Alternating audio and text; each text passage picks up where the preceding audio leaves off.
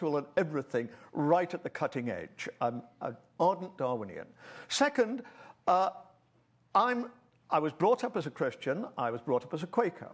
But I'm no longer a Quaker. I'm no longer a Christian.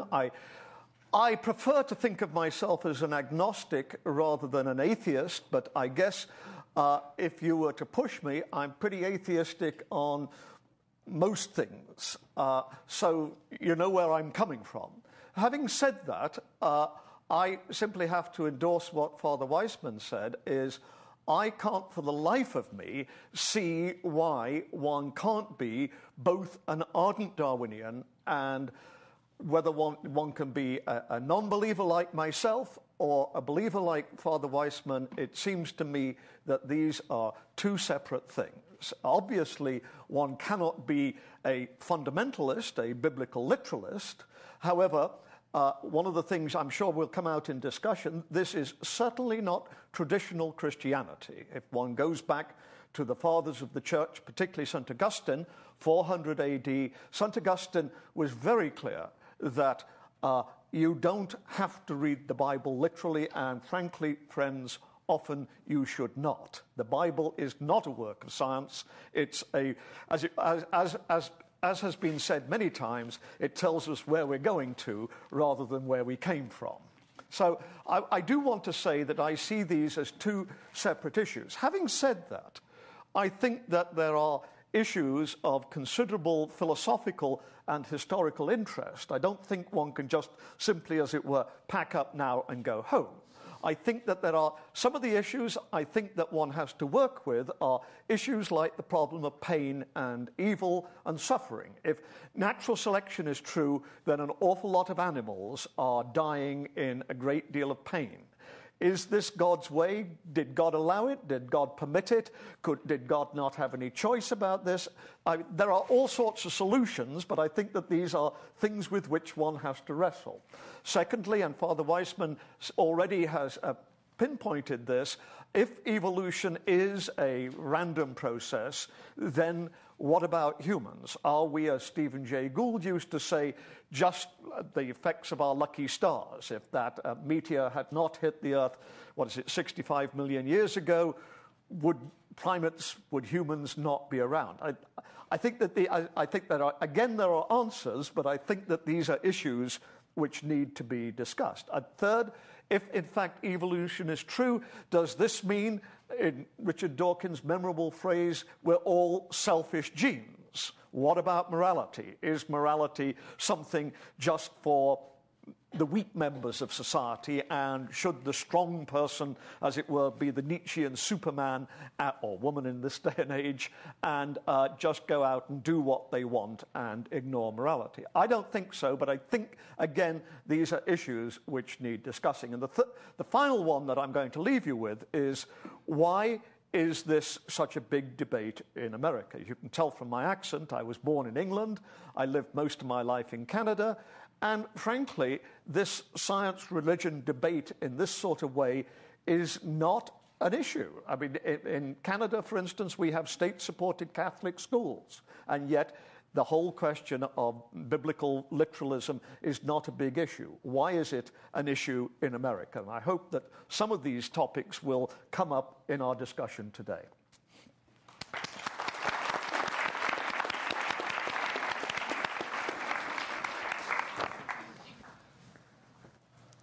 Okay, so I think my outlook on this is shaped by certainly the working scientist perspective. And you can imagine that the pitch that this discussion of evolution has reached in our culture has been disconcerting to the scientific community. And it's certainly disconcerting in light of what we think is overwhelming evidence, fascinating evidence, inspiring, beautiful, majestic evidence in support of the evolutionary process. And so my comments, or at least the topics that I sort of feel I want to lob out to you a little bit, is the coverage of this issue in the media. Obviously, the media is the place where a lot of people get their information, the television and newspapers. And I think I'm going to just probably kick off some questions or some comments from the audience by just asking, for example, how many of you have seen in a newspaper or on television the perspective given by Father Wiseman. How many of you think you should hear more from people like Father Wiseman? Okay, that confirms my first suspicion. This issue has been so polarized, in my opinion. It's been polarized by the representation of extremism on one part, religious extremism, religious fundamentalism, and on the other part by hapless scientists sitting there trying to compress 200 years of science into 6 minutes of sound bites. And it looks like in the sort of philosophy of the media to give equal time that two positions, pro-evolution and denial of evolution, are represented. But those two individuals, of course, don't represent the equal weight of evidence. That scientist would have tens of thousands of scientists sitting behind him or her, and that individual, while he may have a very large religious flock, any claims that the scientific community is in any doubt about the validity of evolutionary theory is a gross distortion of the reality. And I think the media has failed miserably in doing their own investigations to understand the strength of evidence and the weight, the force of thinking behind the evolutionary position. So I'm most concerned from your viewpoint because you are, especially your generation, is surrounded by 24-hour news channels. This is very different than the environment we grew up in, where it was a one half-hour news broadcast on 2 or 3 channels an evening. A lot more people read newspapers 25 years ago than read them now.